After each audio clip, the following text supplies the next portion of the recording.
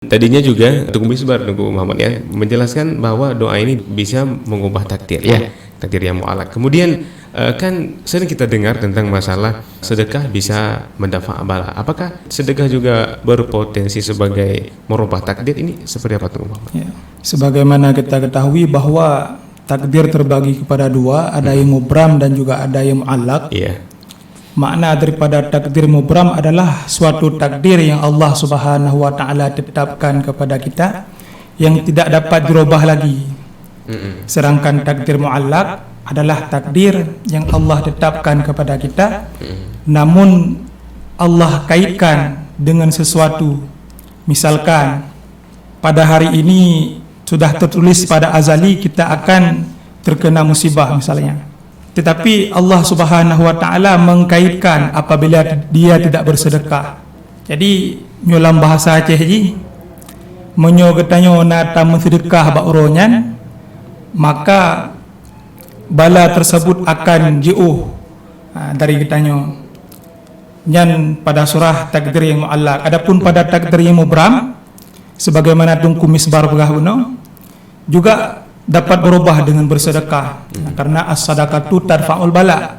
Sekalipun hanya berubah dengan seutuhnya, tetapi dengan getanyo bersedekah, maka yang dasarnya kadang getanyo jatuh batai yang besar, batai yang raya atau getanyo, tetapi dengan tak bersedekah, batai tersebut menjadi bagaikan pasir yang mana di ketika menimpa getanyo akan gadah, akan ubid sebagai pasir. Iya, baik ya. Tunggu Misbar, di saat kita sudah mengetahui bahwa semua kegiatan yang kita lakukan ini merupakan tidak lepas daripada takdir Allah Subhanahu wa taala, kan apakah kita boleh untuk pasrah diri, artinya tidak berusaha dan lain sebagainya? Kan seperti yang kita pahami bahwa rezeki sudah diatur oleh Allah Subhanahu wa taala, kan kita lebih memilih bersantai mungkin. Ya, baik. Pertanyaan ini menarik. Memang takdir telah ditetapkan kepada kita manusia. Nah, di samping itu lagi, kita juga tidak dibolehkan untuk bermalas-malasan. Karena kita juga diberikan kepada Allah Ta'ala, kepada kita diberikan oleh Allah kepada kita sifat ikhtiari. Sifat ikhtiari. Bukan melulu tawakal. Tawakal tersebut ada tempatnya dan ada porsinya. Dan ada, kita lihat bagi siapa yang dianjurkan tawakal sepenuhnya dan bagi siapa yang dianjurkan tawakal di samping itu juga kita harus mengerjakan sebuah ikhtiari. Maka dalam kitab Jawharatul Tauhid juga disebutkan bagi tawakal itu ada tingkatan yang berbeda-beda. Bagi kita yang memang hatinya kalau kita tawakal tidak khusyuk kepada Allah, maka bagi kita dianjurkan untuk ikhtiari. Nah, bagi orang-orang yang memang sepenuhnya hati sudah tawakal kepada Allah, itu auliya min auliyaillah, wali daripada wali Allah, itu memang dianjurkan untuk bertawakal kepada Allah. Sedikit itu mungkin bisa tunggu perdalam sedikit tentang masalah makna tawakal itu sendiri. Tawakal adalah maksudnya kita percaya bahwa segala sesuatu tersebut telah ditakdirkan dan telah diatur oleh Allah. Telah ditakdirkan dan telah diatur oleh Allah. Itu makna tawakal. Berarti sikatu min indihi ila min indillah. Kita percaya bahwa semuanya ada di sisi Allah. Itu tawakal. Nah, apakah kita sepenuhnya tawakal? Tidak boleh. Maka hal ini bisa kita pahami daripada sebuah hadis Nabi. Sebuah kisah, ada seseorang orang Arab pada waktu tersebut, sahabat Nabi. Beliau membawa unta. Pada waktu tersebut Nabi dan sahabat singgah di satu masjid. Waktu Nabi singgah di satu masjid, sahabat pun ikut Nabi.